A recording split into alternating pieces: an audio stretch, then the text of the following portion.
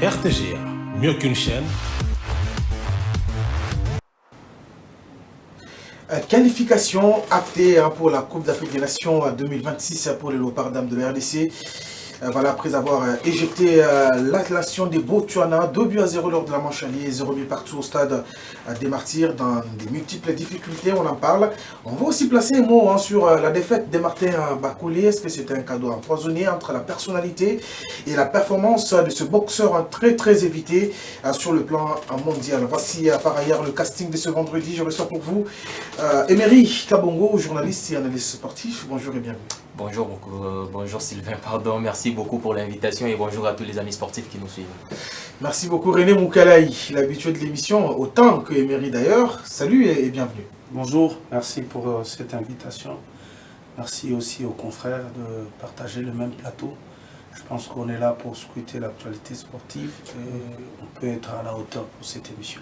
Merci beaucoup. Alors on va placer un mot sur le célèbre catcheur américain, plutôt congolais, M. Edingwe, qui nous a quittés depuis le 9 janvier dernier. Il sera inhumé demain. Le catch, c'est vrai que c'est du loisir. Il est parti. L'icône est parti. Est-ce qu'il y aura vraiment des successions? On parlera autant que de ce catcheur après d'un autre catcheur après son départ, parce que apparemment c'était presque l'image était liée à cette discipline, pour ne pas parler de ce loisir.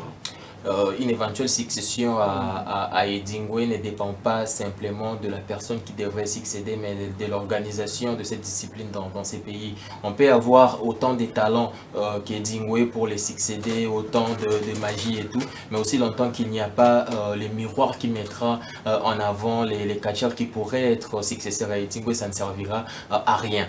Donc du coup, on a eu la chance d'avoir un catcheur comme Edingwe. C'est vrai que certainement, il n'a pas pu représenter la RDC. Beaucoup l'ont connu par les noms. Oui, visiblement, il n'a pas eu à à représenter la RDC en dehors du pays, dans des compétitions internationales et tout. Mais au niveau national, ben voilà, c'est une icône, c'est une inspiration pour les amateurs de cette discipline. Après, comme je l'ai dit, aujourd'hui, ce n'est pas une discipline qui attire bon nombre de jeunes, contrairement aux autres disciplines comme les basketball, les handball ou les football. Aujourd'hui, on ne peut que regretter cette perte de cette icône, mais après on verra ce que les autorités sportives pourraient faire pour amener un peu les jeunes à avoir un peu plus d'attraction pour les catch congolais. Alors René Moukalaï, c'est vrai qu'à l'époque de Denis Kambaï, il a essayé un peu de ses côtés de loisirs, voilà, rehausser les tons avec l'organisation des différents combats, et maintenant Edingwe est parti. Je ne sais pas, est-ce que vous avez déjà vécu un combat de catch ou vous l'avez connu par le nom? Maintenant qu'il est parti, est-ce qu'il y aura peut-être une succession en termes de spectacle qu'il a peut-être produit, peut-être pas en live, mais à la télé, peut-être que vous avez eu à vivre quelques combats de ces catcheurs? Peut-être les gens seront étonnés. Moi, je n'ai jamais été amoureux du catch. Et je ne me rappelle pas un seul jour où je suis allé suivre un combat de catch. En tout cas, c'était pas... Je n'ai pas grandi vraiment avec cette éducation-là, d'aller suivre le catch et autres. Bref, même en grandissant, je n'ai pas assez d'éléments sur le catch. C'est peut-être en venant à Kinshasa où j'ai appris Edingwe, Mutunangenge, l'homme de Matete, tout ça. Il y a eu Tutusida, notamment à Katanga, dans le Katanga où tu as grandi, il y a eu Tutusida qui est aussi un bon catcheur. C'est pour te dire que je n'avais pas la culture du catch, parce que je ne connais pas assez trop. Je ne sais pas quoi vanter de son talent, de ce qu'il a été, autres. Je ne sais pas le dire, mais paix quand même à son âme. C'est quand même un grand nom du pays, surtout au niveau de Kinshasa. Parce que moi, je l'ai appris à Kinshasa que Edingwe existait, tout ça, parce que moi, je ne connaissais pas Edingwe, même le catch, je n'entrais pas, je ne savais même pas comment on faisait les histoires de catch, parce que je n'ai pas trop aussi grandi à la cité. Moi, j'étais tout le temps internat et autres, donc ça ne me permet pas de suivre quand même le loisir, surtout dans le catch. Mais je pense que c'est une perte quand même pour ceux-là qui connaissent le catch, pour ceux-là qui l'ont connu. paix à son âme, je ne peux que dire ça. Merci beaucoup. Alors, il sera inhumé demain. Bien sûr, alors, on va rester dans le football avec la Coupe d'Afrique des Nations dans la version féminine, avec la qualification des Léopards de la RDC devant les Botswana, dans des circonstances un peu difficiles. On parle de la prise en charge. Ils étaient à Pourquoi deux que doigts. c'est une qualification, c'est pour le deuxième tour. Une deuxième qualification. Pour le second tour. Oui. Le second Pour le tour second de la tour Coupe face à d'Afrique des l'Afrique du Nations, bien Sud, sûr. On parle de cette question d'organisation autour de ces dames qui souffrent plusieurs matchs sans leur prime. Ils ont boycotté d'ailleurs cette rencontre à 24 heures. Il fallait l'intervention du ministre. Est-ce que c'est dans ces conditions à chaque fois qu'il faut parler du football féminin? Pourquoi cette injustice quand il s'agit du football masculin? On sent que même le président de la République est mobilisé pour les éliminatoires. D'ailleurs, ce sera d'ici le 17 mars à Kinshasa. Pourquoi cette indifférence? Pourquoi les dames doivent-elles souffrir autant que les hommes? La question m'est posée ou à vous, bien sûr, je vous regarde. D'accord. On a tous vu la vidéo qui est devenue virale. Excusez-moi pour les termes aujourd'hui, ça va pas trop. On a tous vu la vidéo qui est devenue virale. Les Léopards dames qui réclamaient les arriérés des primes d'une dizaine de matchs, des récentes rencontres qu'elles ont disputées. C'était à la veille de la compétition. Mais après, cela vient encore réveiller la question que vous avez posée. Pourquoi autant d'indifférence face au football féminin, contrairement au football masculin? Mais moi, je dirais que l'indifférence n'est pas que contre le football féminin, mais aussi contre toutes les autres disciplines sportives, toutes catégories confondues. Contrairement à la sélection des Léopards Senior A, qui est bien prise en charge, j'ose croire. Ce n'est pas le cas pour les Léopards dames. Il a fallu, selon les dernières révélations, que le ministre des Sports apaise un peu tout ce qu'il y avait comme tension pour qu'on ait enfin une séance d'entraînement au milieu de la nuit avant d'aborder cette rencontre face au Botswana.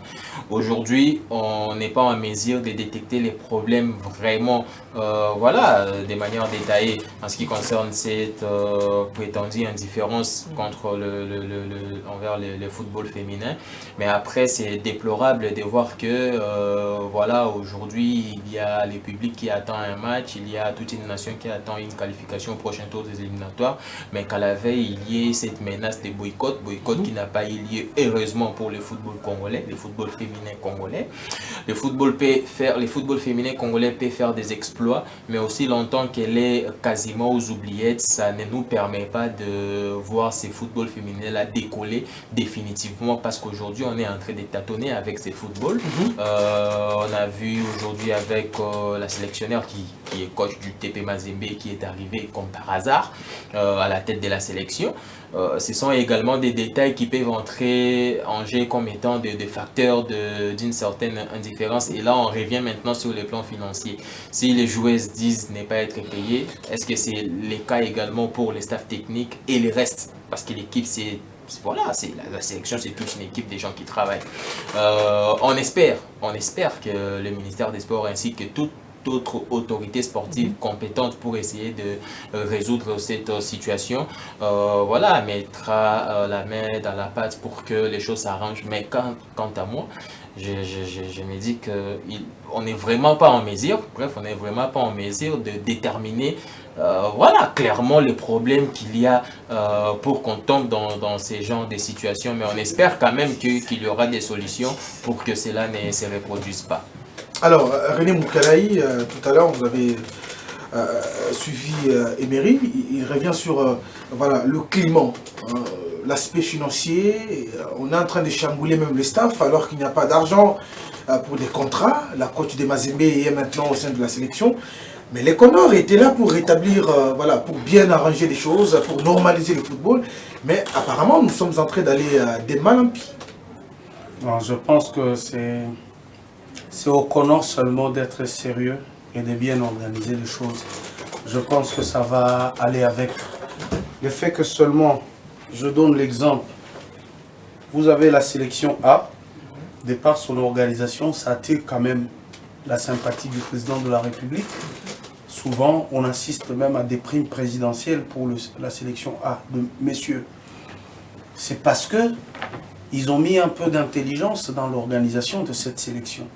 Et aujourd'hui, ça attire l'intérêt à tout le peuple congolais. Quand on parle de nos parts, on peut aller au stade, remplir le stade de Martyrs pour suivre ce match. Mais quand il s'agit d'autres catégories, je pense que c'est là où il n'y a pas un peu de sérieux. Et aussi ces phénomènes sur facturation, ça amène toujours à l'État à réfléchir un tout petit peu pour un match. D'accumuler les dettes. Voilà, pour un match qui peut être aussi simple que ça, vous allez voir un budget qui peut être à 100 000 $. Là, on vous sort un budget de 800 000 et autres. Pourquoi? Parce qu'il y a la fédération qui veut se retrouver dedans. Il y a le ministère de budget, le ministère de finances, le ministère des sports. Bref, c'est un match de football qui peut être normal et qui peut peut-être demander 60 000 $ ou 80 000 $ ou 100 000 $, mais qui vous amène à des 500 000, à des 800 000.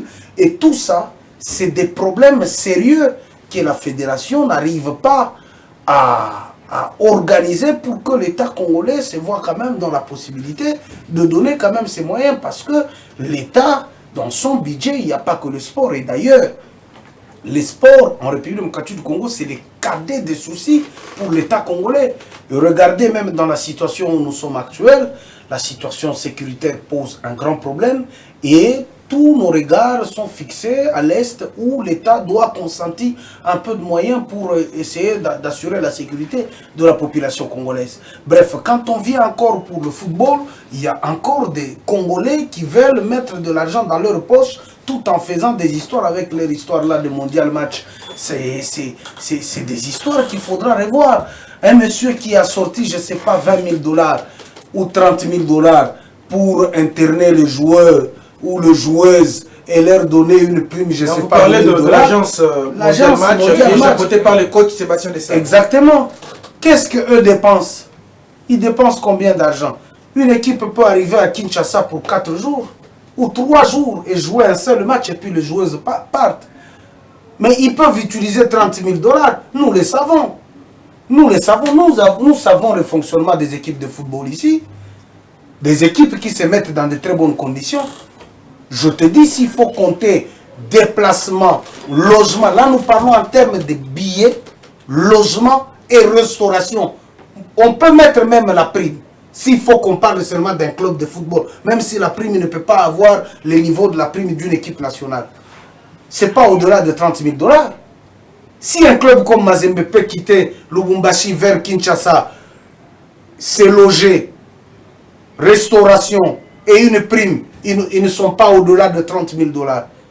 Ce n'est pas une équipe nationale de football féminin, ce n'est pas une équipe nationale de U17 ou de U20 qui peut demander beaucoup de moyens. Parce que vous les mettez où? C'est dans quel hôtel? Mais allez-y, regardez les budgets ou les prévisions qu'on a envoyées à l'État congolais. Vous allez trouver, c'est au-delà de 200 000 balles, au-delà de 300 000 $. Pourquoi? Parce que il y a des individus qui veulent se retrouver derrière. Mais aujourd'hui, qui souffre? Ce sont les athlètes qui souffrent. C'est eux qui mouillent les maillots sur le terrain. C'est eux qui s'époumonnent pour donner la qualification à la sélection. Bref, l'État congolais n'honore pas sa part de responsabilité. Pourquoi? Parce qu'il y a des dirigeants dans l'organisation qui ont fait des surfacturations pour se retrouver derrière tout ce jeune-là. Je préfère que l'État congolais s'organise, qu'il y ait quelqu'un, même en dehors du ministère des Sports, qui est quelqu'un au ministère de budget, quelqu'un au ministère de finances, pour avoir quand même un œil. Mais comme eux aussi sont complices dans cette histoire, je pense qu'on est loin, on est parti très loin de trouver une solution quant à ce. Alors, cette équipe est déjà qualifiée pour la phase finale de la Coupe d'Afrique des Nations 2025. Est-ce que si on reste dans cette même façon de faire des choses, y aura-t-il péril à la demeure? Bien sûr, on n'est pas à l'abri du pire. Lorsque j'ai vu la vidéo des Léopard Dames, voilà, c'était triste quand même de voir ça, qui réclamaient leurs arriérés des primes d'une dizaine de matchs. Et ces images ne viennent que de la République. Oui, mais vous voyez un peu les contextes. On s'oppose 2-0 au match aller. Avant le match retour, il y a menace de boycott. En cas de boycott, on aurait eu un forfait. Un forfait, c'est 3 buts encaissés. Donc, du coup, éliminé parce qu'on n'a pas marqué plus de 3 buts au match aller. admettons qu'avant de jouer l'Afrique du Sud au mois d'octobre, parce qu'on est qualifié, on va jouer face à l'Afrique du Sud, elles reviennent pour dire qu'elles n'ont pas à trouver gain de cause à leur récente réclamation, parce que c'est possible. Si on a dit aujourd'hui que le ministère des Sports a donné des assurances pour qu'il y ait voilà, une solution, cela ne veut pas dire qu'il y aura forcément une solution. Parce qu'on sait comment ces choses-là se passent ici dans notre pays, malheureusement. On ne souhaite pas qu'il n'y ait pas de solution, mais on sait qu'on n'est pas à l'abri des récidives. Et s'il y a récidive, et qu'avant le mois d'octobre, elles reviennent pour menacer, pour faire encore une menace de boycott, eh bien c'est fini. On va se concentrer sur la CAN 2025 qui va se jouer en juin, si je ne me trompe pas, la CAN féminine 2025. Exactement. Avant, ça sera avant la poursuite de ces éliminatoires de la CAN. Ça sera en Afrique du Sud, c'était prévu au Maroc. Oui, de la CAN 2026. Donc on va se contenter de cette CAN-là, où on sera peut-être, je dis bien peut-être, pas en forme physique et mentale, à cause de tous ces problèmes. Les confrères ont soulevé des détails très importants. On a des surfacturations dans un budget qui, je ne sais pas, est établi sur base de quoi? Qu'est-ce qu'on doit acheter avec plus de 100 000 $, alors que le tout peut nous prendre au moins de 50 000 $. De l'eau seulement, ça coûte 20 000. De l'eau pour 20 000 $. Vous voyez tout ça? Aussi longtemps que... Et malheureusement, il y aura ces gens-là. Aussi longtemps qu'il y a ces gens-là dans les postes de prise de décision sur le plan financier et tout, c'est très dangereux pour cette équipe nationale cette équipe nationale dames, les Léopards dames.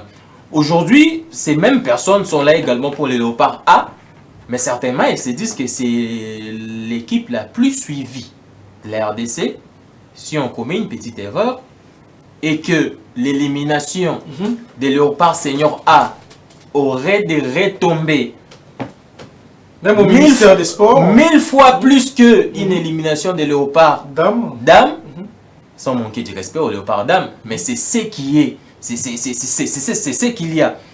Vous voyez? Donc du coup, on n'est pas à l'abri des récidives, on n'est pas à l'abri du pire. Espérons simplement que les gens prennent conscience et que les choses se passent mieux. Alors, René Moukalaï, j'ai parlé tout à l'heure de voir l'avenir parce qu'il y a une Coupe d'Afrique des Nations qui s'approche. Si on continue toujours à dénigrer ces dames, est-ce que certaines dames binationales qui viennent aujourd'hui boycotter à cause d'une organisation maléfique au sein de la sélection? Non, je pense que là où il n'y a pas une bonne organisation, il n'y a pas d'intérêt pour un athlète. C'est-à-dire qu'un athlète ne peut pas dire seulement parce qu'il a besoin d'avoir une prime plutôt, mais c'est d'abord cette organisation qui doit être au sein de cette sélection. C'est ce qui attire quand même les binationaux. Je pense maintenant, comme la République démocratique du Congo ne voit pas beaucoup d'intérêt dans cette sélection de dames, je trouve que ça risque de décourager même les binationaux, parce que déjà, si on peut avoir de joueuses maintenant de Paris Saint-Germain, c'est pas Lyon. Si Paris déjà vient recruter au pays, par exemple, donc il y a je pense qu'ils peuvent se dire, bon, nous on a notre pain dans notre championnat, dans notre club, qu'est-ce qu'on ira faire pour la République?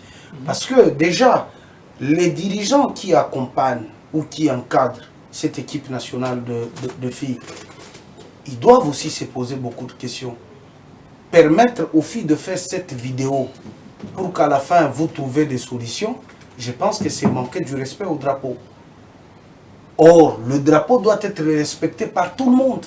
Vous permettez aux joueuses de faire une vidéo en varèse de léopard. C'est terrible ça. Et avec quel langage? C'est terrible. C'est terrible. En train de dénigrer sur l'État congolais. Vous pensez que ça a été boutiqué, initié par eux-mêmes, parce que une joueuse, quand tu la trouves en dehors de sa chambre en train de parler, c'est qu'elle a été motivée par quelqu'un d'autre. Je pense que ce sont les gens qui l'encadrent, qui les encadrent, qui ont aussi besoin de l'argent, bien que c'est eux qui vont beaucoup bénéficier plus que même les athlètes. Parce qu'on entend souvent l'athlète comme la joueuse, je ne sais pas, Kanjinga, qui a une équipe nationale, après une victoire, elle peut avoir 2500 $. Mais vous allez comprendre que l'un des membres des accompagnateurs peut avoir 5000 ou 6000 $. Vous expliquez ça comment? Comment vous expliquez ça? Or, toute la pression qu'on est en train de mettre derrière l'État congolais, ce n'est même pas pour mettre les joueuses dans de très bonnes conditions, c'est plutôt parce qu'elles ont besoin d'avoir de l'argent. On s'approche des élections. On s'approche des élections. Et maintenant qu'il y a ces financements de la FIFA pour le football féminin, maintenant il faut qu'il y ait des élections pour avoir un comité de gestion élu. C'est comme ça que c'est. Est-ce que ça peut résoudre certains problèmes si aujourd'hui on a ce financement du football féminin par la FIFA? Ça peut quand même... En réalité, c'est ce qui va nous éviter avec cette histoire des mondial match où Sébastien Desabre s'est fait plein les poches au détriment de Congolais. Ok? Parce qu'aujourd'hui, préfinancer un match, ce n'est pas mondial match qui peut préfinancer. C'est la fédération elle-même qui peut préfinancer. Parce que la fédération a la subvention de la FIFA, de la CAF pour le développement du football en République démocratique du Congo. Parce que vous avez cité pour le football féminin, c'est des millions qui restent dans les caisses de la fédération, que la fédération aujourd'hui ne peut pas utiliser parce qu'on n'a pas un comité exécutif élu. Or, nous sommes freinés pour aller de l'avant, pour préparer l'avenir, et non pas parce que la fédération manque de moyens. La fédération a de moyens, mais la fédération est sous normalisation. Voilà pourquoi tous les amoureux du football, tous ceux-là qui sont dans les mouvements sportifs, ils doivent être motivés pour qu'on arrive aux élections, afin qu'on ait une mainmise sur l'argent alloué au développement du football féminin. Si dans la caisse de la fédération, la FIFA peut injecter 3 millions, 4 millions de dollars, qui pourra permettre que les léopards se mettent dans de très bonnes conditions. Et d'ailleurs, on jouera la Coupe d'Afrique Côte d'Ivoire d'ici là, en 2025. Je pense, si on a un comité exécutif, si on a un comité exécutif élu, je pense que les IVA peut être dans de très bonnes conditions. On peut toucher aux millions de la FIFA pour le développement. On encadre un peu la jeunesse dans ces astres-là, en entendant que l'État congolais puisse se mettre dans de très bonnes conditions pour venir en aide à des sélections. Merci beaucoup. Alors, on y reviendra quand même prochainement parce qu'il y a des compétitions qui vont se succéder, hormis les éliminatoires. On place un mot quand même sur la boxe avec cette défaite de Martin Bacolé devant Parker, entre l'honneur et les moyens, voilà, le cachet qui lui a été proposé. Bacolé a-t-il sapé l'honneur voilà. Est-ce que ça se raconte? Est-ce que vous le pensez dans ce sens-là, dans cet angle-là, où il a été contacté à 48 heures d'un grand combat comme ça, et il accepte parce qu'il y aurait voilà, un bon cachet? Est-ce qu'il a sapé l'honneur? Déjà, bon, il faut savoir ce que Bacolé représente réellement la RDC, uniquement la RDC dans ces combats. Non, il représente l'Écosse, la RDC et en fait, son équipe d'accompagnement, comment dirais-je, son club de boxe et tout, son entraîneur, et il se représente lui-même. Mais après, c'est un Congolais, il reste un Congolais. Lorsqu'il gagne, ce n'est pas que pour l'Écosse, ce n'est pas que pour son club, c'est également pour toute la nation congolaise. Après, personnellement, je pense que... Vous crevez l'abcès là. C'est clair. Personnellement, je pense que cela n'a pas été une bonne décision d'accepter un combat à 48 heures. Non, mais on n'est pas dans la boxe amatrice, on est dans la boxe professionnelle. Mais il faut préparer un combat, il faut avoir du temps. Et un combat ne se prépare pas pendant une semaine, 2 semaines, 1 mois. C'est pendant des mois et ça se prépare en fonction de l'adversaire. Exactement. Il était en pleine préparation d'un combat, mais ce n'était pas celui-là. C'est au mois de mai d'ailleurs qu'il va. Voilà. Il préparait un combat en fonction d'un autre adversaire. Il accepte un combat 48 heures avant l'événement. Et non seulement c'était à 2 jours de l'événement. Il est arrivé le jour même. Il était à Kinshasa. Imaginez la fatigue. Il se vole de Kinshasa vers Riyad avec tout ce qu'il y a comme escale, Ethiopian Airlines et tout. Et il combat les mêmes jours. Et il promet qu'il va choquer le monde. Et il a choqué le monde négativement. Négativement. Mais après, 2 minutes. Mais après, la boxe aujourd'hui, avec la saison Riyad et tout, ce n'est pas comme le football où au début de la saison, vous savez qu'on va jouer autant de compétitions, autant de matchs. Non. Tu ne sais pas combien de combats tu vas boxer. Ça dépend de ton aura. Et du palmarès récent. Son palmarès récent, un seul combat tout au long de l'année 2024. Et c'est là parce que son aura n'atteint pas celui des autres grands boxeurs. Aujourd'hui, dans la saison Riyad, il y a des millions. Et ce sont des millions qui l'ont amené là-bas. Mais ces millions-là, lorsqu'on choisit des boxeurs, eh bien, Bakole, il n'est pas le numéro 1 sur la liste. Lorsqu'on doit faire les choix. Son dernier combat face à Jared Anderson, au mois d'août, le seul qu'il a livré en 2024, c'était l'ouverture des rideaux pour un autre grand combat. Exactement. Par exemple, la musique, on prend Petit Fally pour lever les rideaux pour faire rigole ailleurs. Je donne un exemple. Alors, pour que tu aies vraiment les bénéfices des grands combats, que tu sois la tête d'affiche, tu dois éviter ce que tu as fait. Ce n'est pas normal d'accepter cela. On savait qu'il allait perdre. Et il savait qu'il allait perdre. Les scénarios nous montrent, voilà, ça fait polémique et tout, je ne vais pas entrer dans ça. Il dit qu'il a réussi un coup sur la tête, c'est fatal, ça fait trembler les jambes et tout ça, on s'en fout. Peu importe la manière dont il a perdu, il a perdu. Alors maintenant qu'il a perdu, il a gagné de l'argent, mais il s'est fermé des portes parce que son aura descend. Votre réaction, Moukalaï, après ce combat controversé de Bakole à 48 heures, il a accepté pour des raisons financières parce qu'il a fait le live avant ce combat. Il a dit qu'on lui a proposé beaucoup de moyens, un cachet qui ne lui a jamais été proposé et il s'est proposé. Est-ce que c'était une bonne décision? Parce que tout à l'heure, Emery évoque l'aura qu'il faut aussi oui, ça bien entretenir. En boxe, quelle aura? Vous avez un Martin Bakole qui va combattre et les perdants avaient plus d'argent que lui, les gagnants. Voilà. Vous vous rendez compte? Il ne faut pas qu'on critique Bakole sur ça. Moi, je trouve que on a insulté ici Bakole qu'il a pris 100 000 $, il a pris la moto en train de partir, non? Filmé et balancé on a dit qu'il a volé. Non, ce n'était pas du vol. Vous comprenez?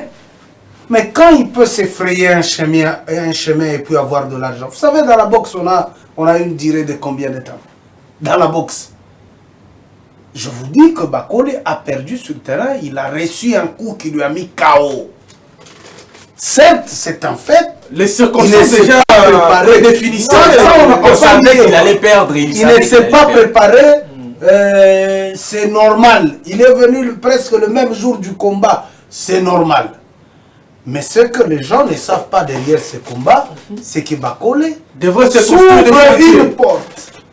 Laquelle? Avec le meilleur promoteur aujourd'hui de la boxe au niveau de comment je dis encore, de Riyad. De Riyad. C'est lui d'ailleurs le promoteur du combat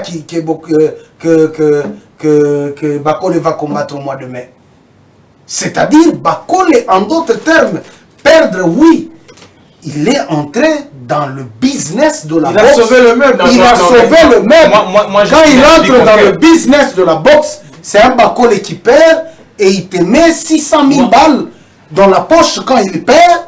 Au moment où quand Bakole battait les boxeurs et gagnait les combats, il ne prenait que des 100 000, des 200 000, en de 300 000.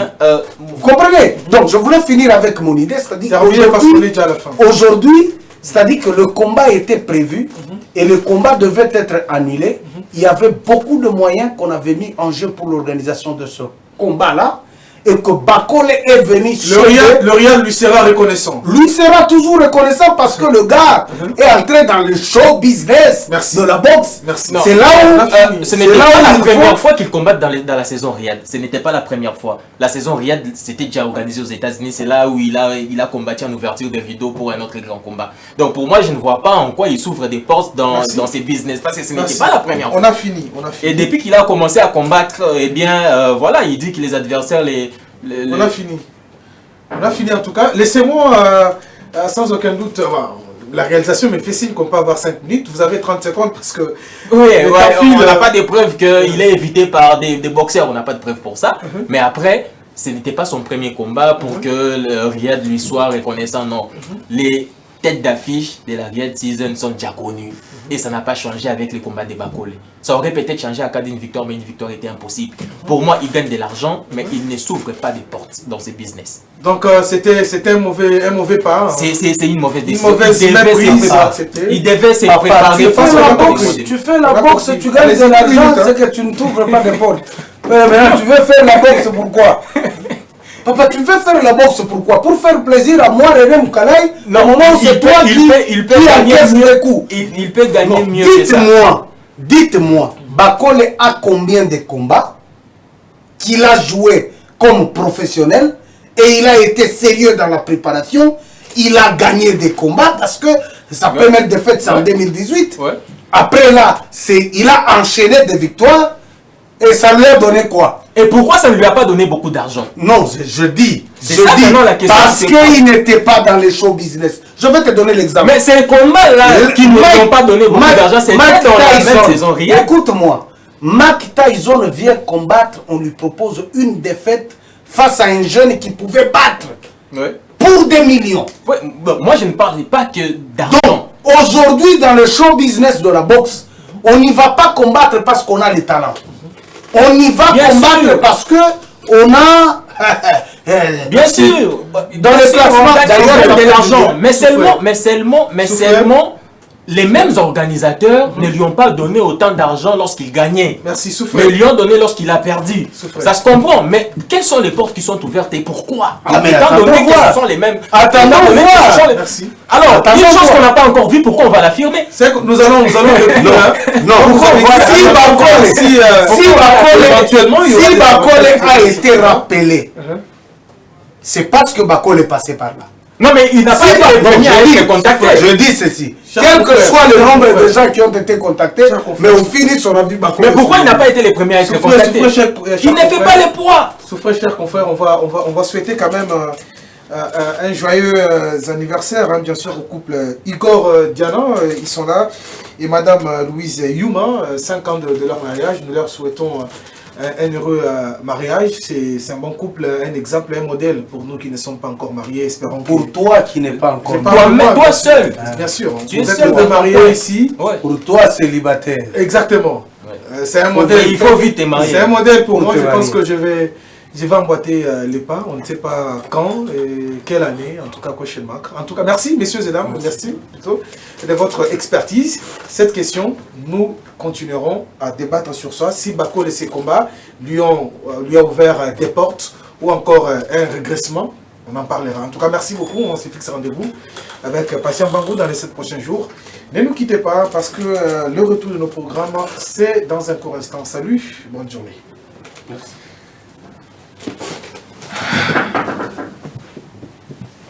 Bah, là. Un monde.